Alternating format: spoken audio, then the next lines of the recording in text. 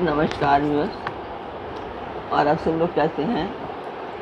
आशा करती हूँ आप सब लोग अच्छे होंगे, स्वस्थ होंगे और मेरा शिव पुराण का पाठ अवश्य देखते होंगे।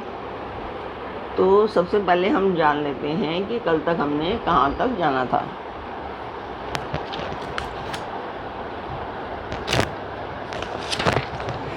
तो कल तक था कि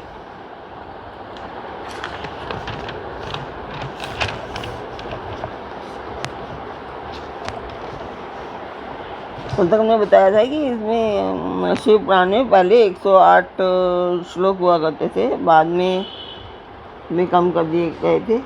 यह निर्मल शिव पुराण भगवान शिव के द्वारा ही प्रतिपादित है। इसे शैव शिरोमणि भगवान व्यास ने संक्षेप में संकलित किया है। यह समस्त जीव समुदाय के लिए उपकारक, त्रिविध तापों का नाश करने वाला, तुलना रहित एवं सत्पुरुषों को कल्याण प्रदान करने वाला है। इसमें वेदांत विज्ञान में प्रधान तथा निष्कपट धर्म का प्रतिपादन किया गया है। यह पुराण ईर्ष्या रहित अंतःकरण वाले विद्वानों के लिए जानने की वस्तु है। इसमें श्रेष्ठ मंत्र समूहों का संकलन है तथा धर्म, अर्थ और काम इस त्रिवर्ग की प्राप्ति के साधन का भी वर्णन है। यह उत्तम शिव पुराण समस्त पुराणों में श्रेष्ठ है। वेद वेदांत में वेद्य रूप से विलसित परम वस्तु परमात्मा का इसमें गान किया गया है। जो बड़े आदर से इसे पढ़ता और सुनता है वह भगवान शिव का प्रिय होकर परम गति को प्राप्त कर लेता है। तो कल तक यहाँ तक था। इसके आगे जो लोग नए हैं उनको मैं बता दूं कि ये पाठ में एक रिकॉर्डिंग मंदिर के लिए है, शिव काज है ये। इसमें मैं आप लोगों का सहयोग चाहती हूँ कि आप लोग सब्सक्राइब करें, लाइक करें और शेयर करें, ताकि मैं अपने उद्देश्य में उद्देश्य को पूर्ण कर पाऊँ। तो उस जिस मंदिर का मैं वर्णन कर रही हूँ उस मंदिर की मैं वीडियो डालती हूँ, आप लोग देखें और मुझे बताएं आपको मेरा पाठ कैसा लगा।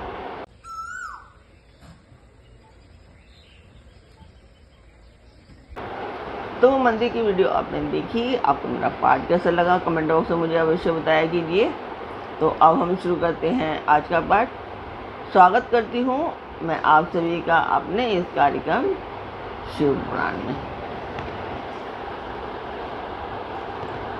तो इसमें हम शुरू कर रहे हैं साध्य साधन आदि का विचार तथा श्रवण कीर्तन और मनन, इन 3 साधनों की श्रेष्ठताओं का प्रतिपादन। यहाँ से हम शुरू करते हैं। तो व्यास जी कहते हैं कि सूत जी का यह वचन सुनकर वे सब महर्षि बोले, अब आप हमें वेदांतसार स्वरूप अद्भुत शिव पुराण की कथा सुनाइए। सूत जी ने कहा, आप सब महर्षिगण रोग शोक से रहित कल्याण में भगवान शिव का स्मरण करके पुराण प्रवर शिव पुराण की जो वेद के साथ तत्व से प्रकट हुआ है कथा सुनिए। शिव पुराण में भक्ति, ज्ञान और वैराग्य, इन तीनों का प्रीतिपूर्वक गान किया गया है और वेदांत वेद्य सदस्तु का विशेष रूप से वर्णन है। इस वर्तमान कल्प में जब सृष्टि कर्म आरंभ हुआ था उन दिनों 6 कुलों के महर्षि परस्पर वाद विवाद करते हुए कहने लगे, अमुक वस्तु सबसे उत्कृष्ट है और अमुक नहीं है। उनके इस विवाद ने अत्यंत महान रूप धारण कर लिया। तब वे सबके सब अपनी शंका के समाधान के लिए सृष्टिकर्ता अविनाशी ब्रह्मा जी के पास गए और बोले और हाथ जोड़कर विनय भरी वाणी में बोले, प्रभु आप संपूर्ण जगत को धारण पोषण करने वाले तथा समस्त कारणों के भी कारण हैं। हम यह जानना चाहते हैं कि समस्त तत्वों से परे परात्पर पुराण पुरुष कौन है। ब्रह्मा जी ने कहा, जहाँ से मन सहित वाणी उन्हें ना पाकर लौट आती है तथा जिनसे ब्रह्मा, विष्णु, रुद्र और इंद्र आदि से युक्त यह संपूर्ण जगत समस्त भूतों एवं इंद्रियों के साथ पहले प्रकट हुआ है, वे ही ये देव महादेव सर्वज्ञ एवं संपूर्ण जगत के स्वामी हैं। ये ही सबसे उत्कृष्ट है। भक्ति से ही इनका साक्षात्कार होता है, दूसरे किसी उपाय से कहीं इनका दर्शन नहीं होता। रुद्र, हरि, हर तथा अन्य देवेश्वर सदा उत्तम भक्तिभाव से उनका दर्शन करना चाहते हैं। भगवान शिव में भक्ति होने से मनुष्य संसार बंधनों से मुक्त हो जाता है। देवता के कृपा प्रसाद से उनमें भक्ति होती है और भक्ति से देवता का कृपा प्रसाद प्राप्त होता है। ठीक उसी तरह जैसे यहाँ अंकुर से बीज और बीज से अंकुर पैदा होता है, इसलिए तुम सब ब्रह्म ऋषि भगवान शंकर का कृपा प्रसाद प्राप्त करने के लिए भूतल पर जाकर वहाँ सहस्र वर्षों तक चालू रहने वाले एक विशाल यज्ञ का आयोजन करो। इन यज्ञपति भगवान शिव की ही कृपा से वेदोक्त विद्या के सारभूत साध्य साधन का ज्ञान होता है। शिव पद की प्राप्ति ही साध्य है, उनकी सेवा ही साधन है तथा उनके प्रसाद से जो नित्य नैमित्तिक आदि फलों की ओर से निस्पृह होता है वही साधक है। वेदोक्त कर्म का अनुष्ठान करके उसके महान फल को भगवान शिव के चरणों में समर्पित कर देना ही परमेश्वर पद की प्राप्ति है। वही सालोक्य आदि के क्रम से प्राप्त होने वाली मुक्ति है। उन पुरुषों की भक्ति के अनुसार उन सबको उत्कृष्ट फल की प्राप्ति होती है।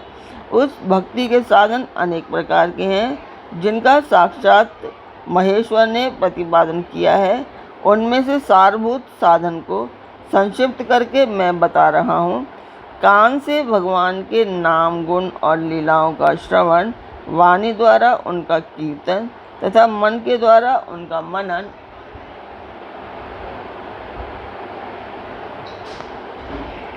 इन तीनों को महान साधन कहा गया है। तात्पर्य यह है कि महेश्वर का श्रवण, कीर्तन और मनन करना चाहिए। यह श्रुति का वाक्य हम सब के लिए प्रमाणभूत है।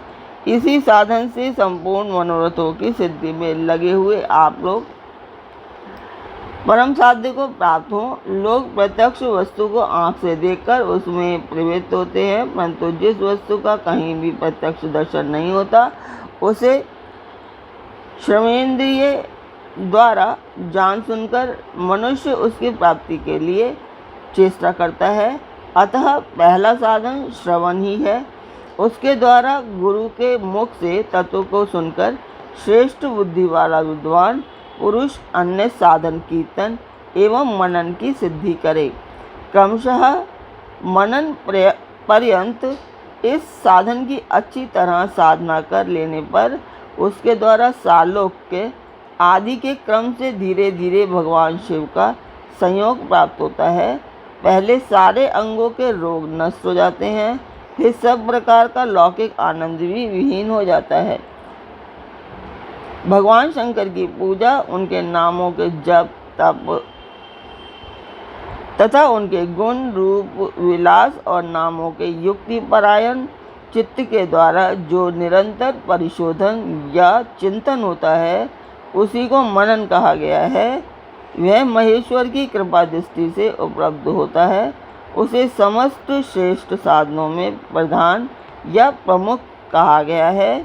सूजी कहते हैं, मुनीश्वरों, इस साधन का महात्म्य बताने के प्रसंग में मैं आप लोगों के लिए एक प्राचीन वृत्तांत का वर्णन करूंगा, उसे ध्यान देकर आप लोग सुने। तो आज का पाठ मैं यहीं पर पूर्ण करती हूँ। जो सूजी कहते हैं वो मैं कल बताऊंगी और तब तक के लिए आज्ञा दीजिए। तो कल फिर मिलते हैं एक नए पाठ में, एक नई उमंग, एक नई तरंग के साथ। तब तक के लिए ओम नमः शिवाय।